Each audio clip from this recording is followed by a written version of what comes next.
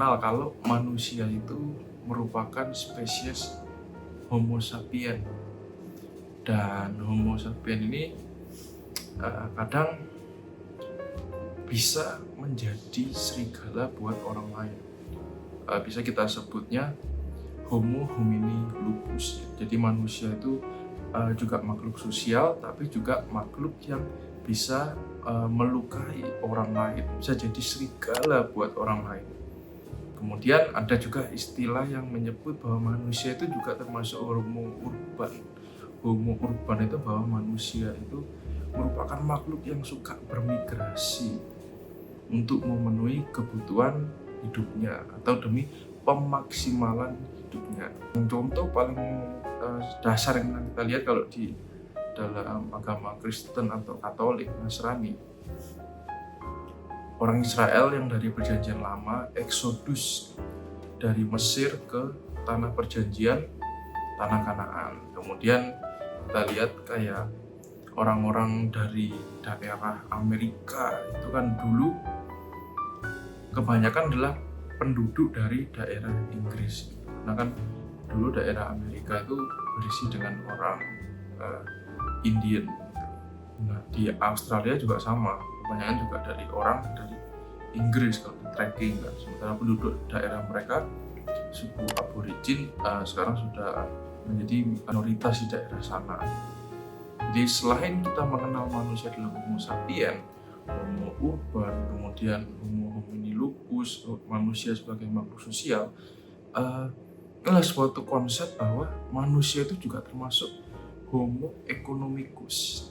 Apa itu Homo economicus? Homo economicus itu berarti manusia dalam setiap interaksinya itu melakukan hal yang berhubungan dengan ekonomi. Jadi kita tuh makhluk yang perhitungan banget sebetulnya. Bahkan bisa dikatakan egois. Dengan pengeluaran sekecil mungkin kita mendapatkan pendapatan semaksimal mungkin gitu. Kalau di ekonomi kan gitu. Ekonomi itu sebenarnya suatu hal yang mempelajari bagaimana manusia itu mengatur sumber daya mereka yang terbatas. Waktu kita terbatas, tenaga kita terbatas, energi kita terbatas, umur kita kan terbatas kan. Tapi di dalam banyak keterbatasan itu kita memilih mana yang bisa lebih efektif buat kehidupan kita, mana yang bisa memberikan pemaksimalan nilai di dalam kehidupan kita gitu. Manusia itu Homo economicus karena bukan hanya di dalam mencari pekerjaan, kita kan pasti nyari pekerjaan yang enak lah, kalau bisa kerjanya dikit untungnya banyak gitu kan, atau kalau bisa nggak ngeluarin tenaga atau apa sekalipun tapi kita dapat duit gitu. Manusia selalu pengen nyari enaknya. Misalnya kita nggak cocok dengan teman kita tuh nongkrong ngabisin waktu ngomongin orang terus, akhirnya kita nyari lingkungan yang bisa lebih produktif nih buat diri kita ya kan, lingkungan yang bisa membuat kita itu berkembang, karena mereka kalau nongkrong tuh cerita tentang ide bisnis, kemudian cerita tentang gimana perkuliahan mereka, cara menjadi mahasiswa paling top gitu, atau mungkin menjalin relasi yang lebih luas gitu kan. Nah, kenapa kok kita penting untuk mengetahui bahwa kita adalah Homo economicus? Karena dengan begitu kamu jadi bisa lebih menghargai diri kamu dan kesempatan yang kamu punya. Ibaratnya itu gini, kalau di dalam ekonomi ya, ketika kita punya uang misalnya di dompet cuma 300.000 nih, di dompet kita tuh cuma 300.000. Dengan uang 300.000 itu untuk kita pergi jalan-jalan, apa yang bisa dilakukan 300.000 ini untuk bisa memberikan suatu pengalaman yang tidak terlupakan. Misalnya kalau kamu pergi ke restoran yang mewah, 300.000 paling hanya untuk makan sekali, ya kan? Dan kamu kehilangan kesempatan untuk bisa berwisata, misalnya mau mengunjungi tempat ini, ke tempat alam yang kayak ini gitu. Karena uangnya terbatas 300.000. Tapi dengan kamu bisa memanage 300.000 itu, misalnya nih, mungkin 100-nya untuk dengan kamu transportasi, kemudian kamu makan berhemat atau mungkin bawa makanan sendiri gitu. Jadi kesempatan kamu pada hari itu untuk bisa berkeliling ke tempat wisata itu jadi lebih banyak, ya kan? Itu kalau contoh di dalam wisata. Sama halnya ketika dalam percintaan atau PDKT lah. Dengan kamu melakukan homo economicus, daripada kamu mengejar satu gebetan doang yang kamu belum tentu dapat nih misalnya. Ya kalau kamu pasti dapat, ya kalau nggak dapat gimana? Makanya kamu menerapkan sistem kayak istilahnya punya beberapa gebetan. Seminggu Sabtu jalan sama ini, kemudian hari biasa jalan sama ini sama ini. Kenapa? Supaya waktu kita itu tidak terbuang secara sia-sia gitu. Dan juga untuk memilih di antara beberapa pilihan itu mana yang terbaik, mana yang paling cocok buat diri kamu, daripada kamu mengejar satu doang yang ya bisa jadi dapat, bisa jadi enggak gitu. Kalau orang bilang ya fokus satu aja gitu, ya fokus satu, tapi apa jaminan bahwa yang satu ini tuh pasti bisa didapatkan?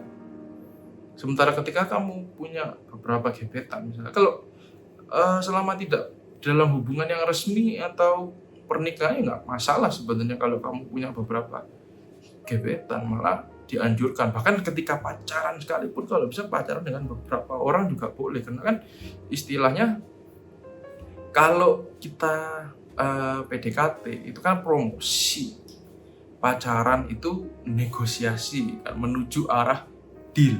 Dealnya apa? Nikah, ya kan? Dealnya kan nikah. Jadi selama kamu masih PDKT, selama masih pacaran, ketika kamu bernegosiasi, masih dalam proses transaksi ini, masih dalam proses transaksi, itu nggak masalah kalau kamu punya beberapa gebetan. Untuk memaksimalkan pilihan kamu, itu adalah pilihan yang tepat, pilihan yang terbaik gitu. Ya mungkin pacaran itu tergantung dengan orang masing-masing lah, dan juga kamu juga jangan kurang ajar dengan bilang kamu pacaran dengan ini tapi udah bilangnya aku pasti serius sama kamu, enggak lah gitu. Ya, kamu tentukan juga di awal kalau kamu itu sedang menjajaki pilihan, kira-kira kita cocok nggak sih kalau aku sama kamu gitu. Jangan dengan membual atau berjanji macam-macam gitu. Cowok itu jadi bad boy it's okay, tapi jangan jadi bad boy yang kurang ajar. Jadi istilahnya kayak kamu tuh mengumbar janji, mengumbar keseriusan kamu gitu. Karena kita cowok nih ya, tidak melakukan kesalahan apapun aja udah dianggap salah sama perempuan, apalagi kalau kita melakukan hal yang salah gitu. Jadi jangan menganggap kamu itu bisa berlaku semena-mena walaupun dibilang punya pacar beberapa gitu. Oke. Sekian aja lah. Semoga kamu paham dengan istilah homo economicus inilah gitu. Demi memaksimalkan pemanfaatan kualitas hidup diri kamu gitu. Dan juga jangan sedih, berkecil hati kalau kamu dianggap bukan pilihan terbaik, karena kita semua manusia itu sama-sama sedang dalam proses transaksi kok gitu. Oke guys, gitu aja buat dari saya Yosua Kristianto. See you next time.